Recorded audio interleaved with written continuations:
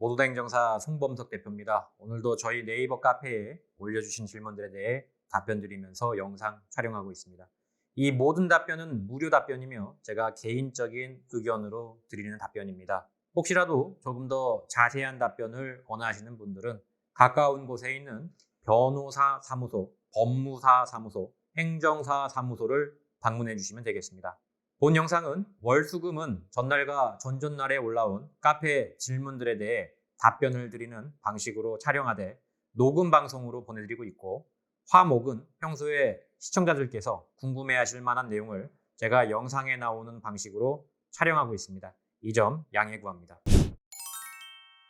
네, 3월 29일 월요일입니다. 금, 토, 일에 올라온 질문들에 대해 답변 드리도록 하겠습니다. 튜어님, 음주운전 의심 정황. 저는 동승자인데 둘이서 술을 안 먹은 상태로 한강공원에 가서 차를 정차하고 편의점에 사온 맥주를 차 안에서 먹었습니다. 누가 그걸 보고 차 안에서 술 마신다고 신고해서 경찰이 와서 조사받고 당시 상황 자체에는 위법되는 게 없다. 우리도 대리 불러서 갔는데 조사관이 계속 전화가 와서 그 전에 행적을 한 일주일 동안 너무 과도하게 물어요. 몸무게, 인상 차기, 카드 결제 내역 다 보내줬는데 식당에서 현금 결제하고 그래서 그것에 대한 정보가 없는 상태입니다. 수사관은 그 식당에서 저희가 술 먹은 거야 한다는 듯이 없는 CCTV가 저희 핑계도 아닌데 이것저것 오만 가지 다 물어보고요. 협조를 계속 했는데 이제 경찰이 계속 전화를 한다 이거죠. 의심이 있으니까. 수사관님이 계속 이렇게 돼야 되는 게 점점 좀 심한 것 같다는 생각이 듭니다. 강한 의심이 들어가서 그래요. 일상생활에 지장받는데 이렇게 무리하게 수사를 계속해도 되는 건가요? 수사를 과도하지 않은 정도까지 할 수가 있겠죠. 직권남용 같은 걸로 신고할 수 있나요? 일단 신고를 할 정도는 아닌 것 같습니다. 일반적으로 저 정도까지는 이제 계속 전화가 와요. 경찰에 일이 의심하는 거라 협조한다고 하는데 이제 너무 과하게 사생활을 꼬치꼬치 캐물어서 기분 나쁘고 스트레스 받아요. 이제 너무 과하다 싶으시면 수사관을 바꿔달라고 하셔도 돼요. 경찰서 전화하셔가지고. 아니면 경찰청에 청문관실이라는 데가 있어요. 거기에다가 얘기를 하시면은 이제 수사 담당자를 바꿔줄 수가 있습니다. 근데 왜 이러냐면요. 보통 차에서 음주를 하다가 적발된 경우가 많아요, 생각보다. 그래서 저도 차에서는 절대 술을 안 먹거든요. 일단 오해를 받을 만한 짓을 하면 안 돼요. 물론 이제 지금 상담자님이 알고 하신 게 아니니까 내가 무슨 오해를 받을 만한 짓을 했냐 이렇게 생각할 수도 있는데 경찰들은 이런 일이 비일비재하거든요. 그러다 보니까 오해를 하는 거예요, 지금.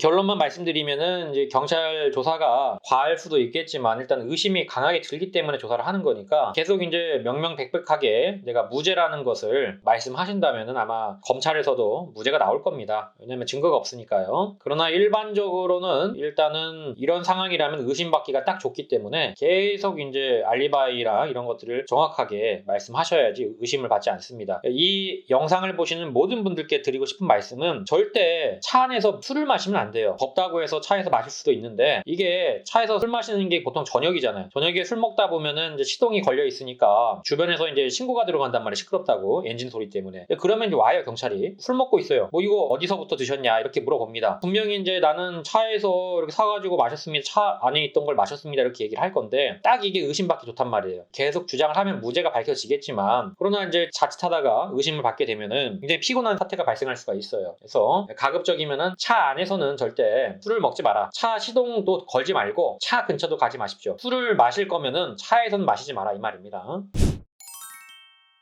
자연이님 보충 서면에 대해 온라인 행정심판 진행 중이고요. 답변서가 송부되었다 문자 받았습니다. 우편으로는 송달 중이라고 합니다. 피청구인 답변에 대해 추가 자료와 답변서에 언급되지 않은 저의 상황을 추가 보충하려고 하는데 보충 서면에 대한 특별한 양식은 정해져 있지 않습니다. 보충 서면이라고 제목 쓰시고요. 그 다음에 1, 2, 3, 4 이런 식으로 쓰시면 되는데 1은 뭐 이제 피청구인이 뭐뭐라고 주장하는 부분에 대해 이렇게 제목을 쓰시고 거기에 대해서 아래쪽에다가 여기에 대해서 이렇게 답변합니다. 반박합니다. 이런 식으로 쓰시면 되고 피청구인의 주장 쓰고 거기에 대한 반박 쓰고 이런 식으로 하면 좋아요.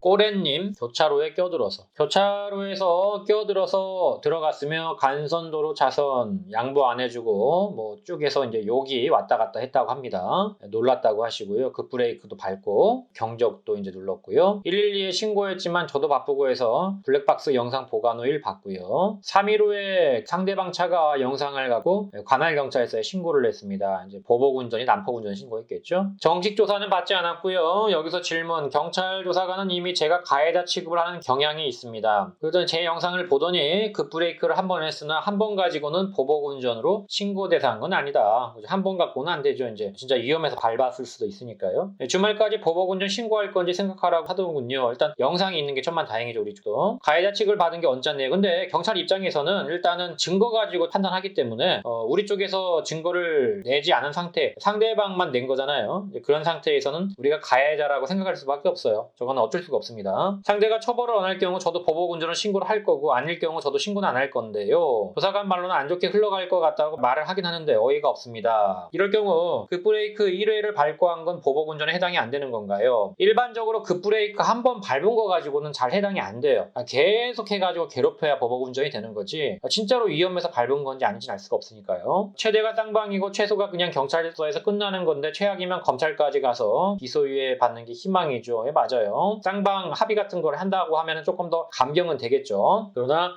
각각 가해자가 되는 거기 때문에 쌍방 간에 뭐 이런 걸 취하한다고 해서 이게 취하가 되거나 그러진 않습니다. 일단 신고가 들어갔기 때문에 각자 조사는 이루어질 거예요. 문의 좀 드리겠습니다. 누키14님. 의견서 작성 후 법원으로 다시 보낼 때 의견서, 국선 변호사 선임 신청서, 기타 양형자료 이렇게만 보내면 됩니다. 공소장, 공소사실은 우리한테 보라고 주는 거지 다시 보내라고 하는 게 아니에요. 그건 무시하시고 의견서, 선임 신청서, 양형자료 보내시면 돼요.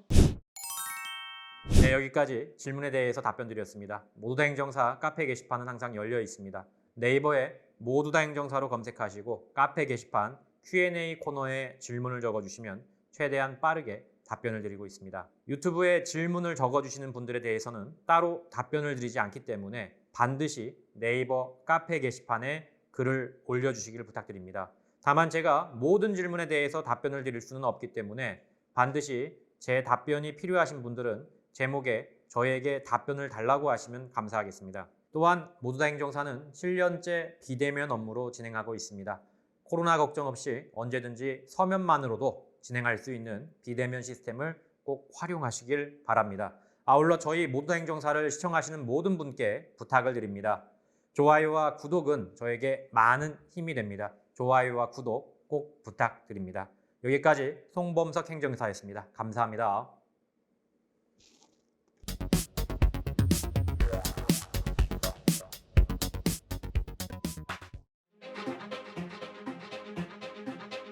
모두 다 감옥 보낼 수는 없는 거 아닙니까? 이 중에서 경중을 따져서 억울하거나 또는 경미하신 분들은 한 번 더 기회를 줘야 되지 않을까요?